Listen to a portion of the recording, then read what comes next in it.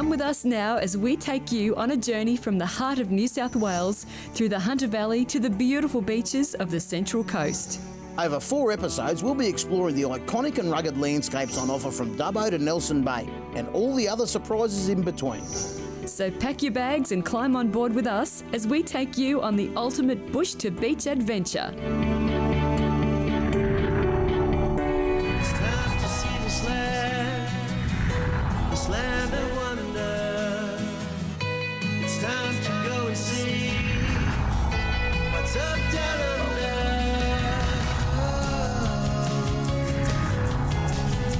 What's up down under. G'day and welcome to the show. Today is the first episode in a 4-part journey from Dubbo through the heart of the Hunter Valley to Nelson Bay. And it's all been brought to you thanks to our great mates over at G&S Chassis, Lotus Caravans and Galaxy Caravans. So why don't you come along with us as we show you What's up down under. Our journey begins smack bang in the centre of New South Wales in the iconic Australian town of Dubbo. During our time here, we'll be staying at the beautiful Dubbo City Holiday Park, right in the heart of town. On this trip, we'll be joined by the ever-reliable Sal and Mark from G&S Chassis, as well as the incredible Galaxy Nemesis and the Lotus Freelander Caravans.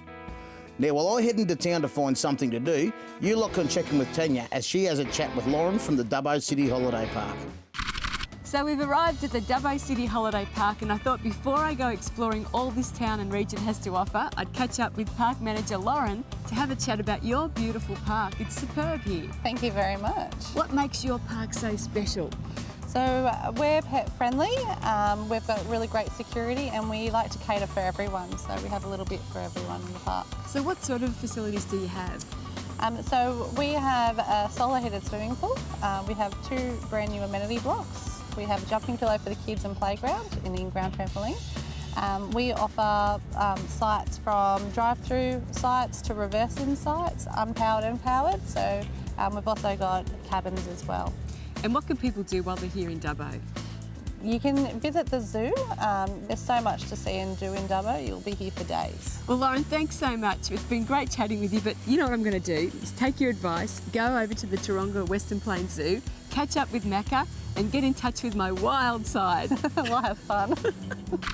You know, Macca, I have driven past the Taronga Western Plains Zoo sign a million times and thought one day I'm going to go in there and check it out. Well, today is your lucky day because not only are we going to do exactly that, we're going to do it in style and you are going to do it with yours truly. I've got to tell you about the Western Plains Zoo. It is one of the best things that I've ever experienced on my whole 10 years of working for What's Up Down Under. First stop at the Taronga Western Plains Zoo is the Black Rhino enclosure. What do you reckon, Tanya? I reckon here's one good-looking rhino, Macca, but what would I know? So let's go and find a keeper who can tell us the real facts on these magnificent animals. So, Rachel, is that rhino a good-looking rhino? Yeah, he's not too bad. He's one of our star males, so he's a pretty handsome rhino. But Mackenzie here, he's one of our main breeding males. He's about 17 years old. Do you find that they're one of your most popular animals? People just line up to see them because they look spectacular in real life. People do spend a fair bit of time standing here and watching them. Well, Macca, Mackenzie was pretty impressive. But I reckon we should scale things down and go and check out something a bit more cute and cuddly. Compare the animals. Simples. Have you got names for these little fellas? They do all have their own little names and personalities. So they mostly got African names because they're an African species. Mm-hmm. There's a couple in here that don't have African names. One of them's at the back at the moment, the very back. His name's Wayne. Wayne's obviously a great name not for a African. When he was a baby, I said to my boss, I've been weighing the meerkat, and he thought I said Wayne the meerkat, and it stuck. Wayne so that's how Wayne got his name. I really enjoyed the day out at the Taronga Western Plains Zoo. The staff just made the whole thing perfect. I know we went there to talk to the animals and look at them, but the information they had and the passion with which they sort of delivered it was just really good. I really enjoyed it. Less slobber on the hands, the better. So if you're out to the side, like that. And then rough it once around basically. What do you reckon about that tongue, Tanya? So the other animals will hang around the giraffes for the security? Yeah, for sure. Yeah, okay. There you go. It's a bit slimy. Each one of them, like they're with their markings. Oh, something's hot on my neck. You get a feel this one's blow dry. So they all have different markings. All different markings, yeah. Like It was truly fantastic. From the meerkats to the rhinos to the giraffes, and the fact that you could get so close and up and personal with the animals was truly amazing. Coming up after the break, we leave Dubbo in search of more adventure. It's up, down, under. Well, the time had come for us to pack up the vans and get ready to get on the road. But before we headed off, I thought I'd have a quick chat with Mark from GNS. All right, Mark, big drive today. Dubbo to Mudgee, one hit, few hours down the road. Now, I've been around the van, checked everything. Windows are all shut, hatches are closed, doors are locked. Mate, suspension, I thought I'll grab you. You're the expert on the control rider. Is there anything I should be looking at on that from a maintenance point of view before I drive? Before you drive, just do your general visual checks. Look, just make sure that the wheels are torqued up to 135 Newton meters. Other than that, the control rider, which has been in production for over 15 years now, should give you miles and miles of uninterrupted, smooth travelling. You know, it's all been built on robots. They consistently manufactured. There's a highly skilled workforce that finishes them off. They've been checked. It's done. We've had millions of miles on these things, and you shouldn't have any problems.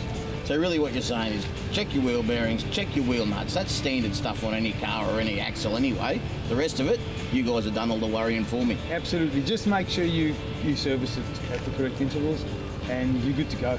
I'll make sure I'm the only loose nut behind the wheel of the car, eh? That's right. And just like that, we were off. We said goodbye to Dubbo and headed an hour and a half down the road to the lovely town of Mudgee. However, instead of taking the easy option of pulling into a caravan park closer to town, we decided to put these off-road vans to the test. Just a few k's outside of Mudgee, we stumbled across the picturesque landscape of the old Barra campground, which we thought was a fantastic place to set up camp for the night. Macca caught up with Richard and Sally to find out all about it. If you're looking for a top spot to spend a couple of days or a couple of weeks around the Mudgee area, you've got to check out Old Barra and catch up with these guys. We've got Richard and Sally here, who are the owners of the property that invite everyone out here to come and relax and enjoy themselves. Richard, what do you got out here for everyone, mate? Oh, basically it's peace and quiet, large skies, plenty of stars at night, and that's what we really try to give people, a bit of space as well. Yeah. Sally, what do people love about the place? They love the peace and tranquility, the space. There's fabulous walks. The kids can get off their screens, so they have a screen-free holiday. And they play in the water, so it just gives them a really true Aussie bush experience. Absolutely. Oh, pure. Mudgee region has some of the greatest countryside in Australia, and I guess that's why it also has some of the best wineries. And I guess it'd be remiss of us to be in the Mudgee area and not check out some of those wineries. So we've chosen the Short Sheep Micro Winery to have a good look around. I'm going to go and have a chat to Sue. And I'm going to beat a path straight to the cellar door. See you in there. Sue, tell me about the Short Sheep Micro Winery. How did you get involved? Well, it was my husband's great idea. He came home from work one day and he said, I want to buy a block of land. And I kind of looked at him and said, well, you can't even mow the lawn at the weekend, so, what's going on? I'm sure a sports car and a packet blonde hair dye would have been cheaper, but anyway, we ended up buying this block of land, and the rest is history, so you say. Because you've got a real menagerie here. I've seen chooks running around, I've seen cats running around, sheep. Is this all part of your micro winery? Well, they all have a little bit of role, apart from scaring off some visitors. Aya, our maremma, our very own oddball, looks after the sheep, so helps with fox losses. Because we prior to having Aya, we had a lot of fox losses. Sue, it's been great chatting with you, but I reckon we should go and find Macca and Tony. I've got one idea of where they would be, and it would something to do with glasses of wine and sitting around a bar. What do you think? I think you might be right, Tanya. Micro brewery pops up every 5 minutes in Australia today. Everyone seems to have a micro brewery, but I haven't come across a micro winery. Great concept. This one, headed up by great people, and guess what they're knocking out? Great wine. You've been doing them very well when it comes to what come in that bottle. Well, you know, we like to keep it simple. That's our approach, is keep it simple, clean, hand-picked fruit. Don't put too many additives through the wine and just let it do its own thing. And our job is not to muck it up. You know, I've never seen Macca eat fruit before. This is about as close as it gets. Well, wine's one of the major food groups, so, you know, it's perfect. Short Sheep Winery in Mudgee. What a beautiful place. And our hosts, Sue and Tony, were terrific people. They put on a great spread for us. Had an absolute top day, just one-on-one personal service, and I guess that's what a micro winery's about. These guys, all over it. After the break, Macca and I cook up another one-pot wonder on the Lotus Freelander.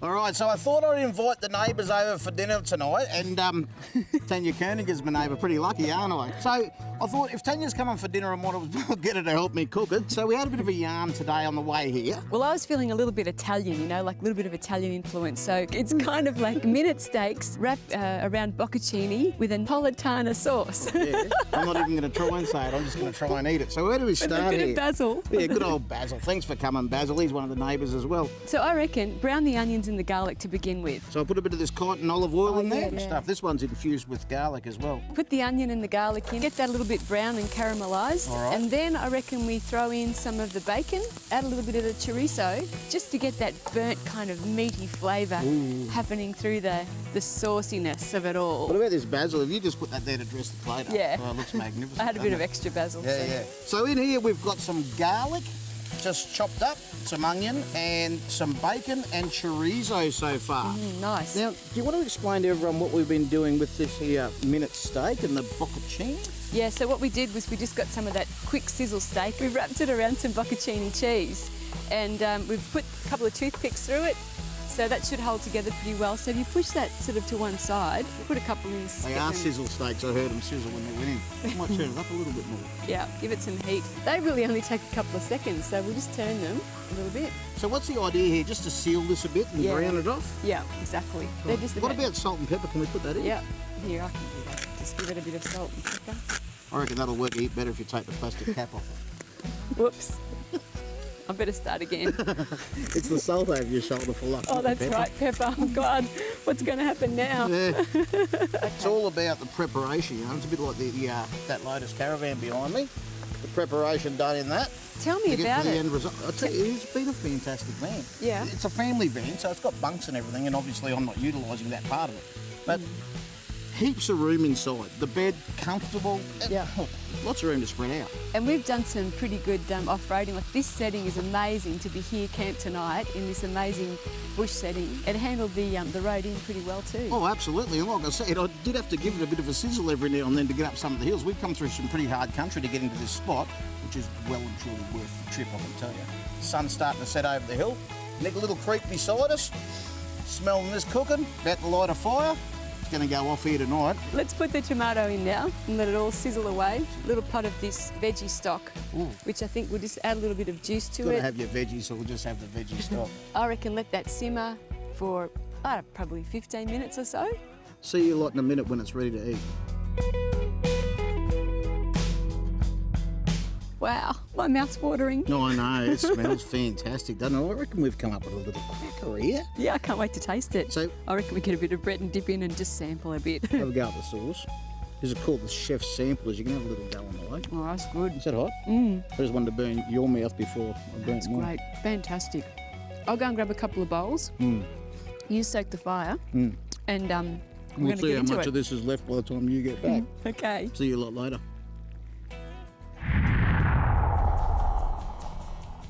Coming up after the break, Tanya and I take to the skies of Mudgee in style. What's up, down under? The word on the street is the best way to catch the sunrise around Mudgee is to get a bird's eye view of it. And the fellas from Balloon Aloft have been good enough to take us up this morning for a hot air balloon flight over Mudgee to watch the sunrise. We can sit around here talking about it all day, or we could get amongst it. What do you reckon? Well, the hot air ballooning was pretty cool actually. I've got to say I was a little bit apprehensive. You know, I got out of bed and it was still dark and I'm thinking, who are these guys? You know, what's going to happen here today? But I knew that we were in great hands. And when they filled up the balloon and we took off and it was so graceful and spectacular and, you know, everybody should try hot air ballooning at least once. Oh my goodness. There you go. Woohoo! Holy dooly, this is amazing. Wow, it's very quiet and smooth, isn't it? It's a feeling all on its own, isn't it? I mean, you start off with all this loud noise of the gas burner going, and then all of a sudden it takes off, and it's, I don't know, a little bit weightless. It actually feels like we're floating. Yeah. Hey Sam, you have to have the best job in the world. I thought I did. This is amazing. I don't even call this a job. This is just too good to be true, this. Just have a look at this. Every morning would be different for you though, wouldn't it? Depend on the weather, so every morning's different, and that's part of the fun of the job too. Hey Sam, what's the most difficult part of your job? The hardest part of my job is trying to convince people that it's not scary. You don't have that fear of heights like you do on top of a tall building. I like to compare it to just standing on a mountain. You don't really have that fear because you're looking out at the horizon. You just don't get that in a balloon. And I'm amazed how gentle it is when you take off. It's just like you're sort of in the basket and then you're just lifting off and then you're just floating. It's beautiful. Yeah, you don't have any engines or anything pushing you, so you don't really have that feeling of movement. So it's very calm and very peaceful up here. I'd have to say I've never experienced anything else like it. It's on its own. Yeah, it's really something else though. Well, Sam did say to Tanya before that the hardest part of his job was to convince people that it's not scary. Let me reassure you, after the whole experience, if there's one thing this isn't, it's scary. And what a spectacular way to see the beautiful Mudgee region. Sunrise over Mudgee. You can't get any better than that.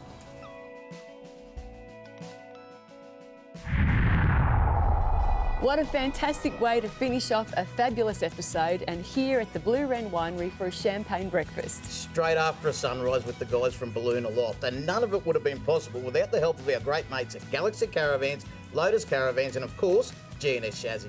We'll look forward to when we join you next time to show you more of What's Up Down Under.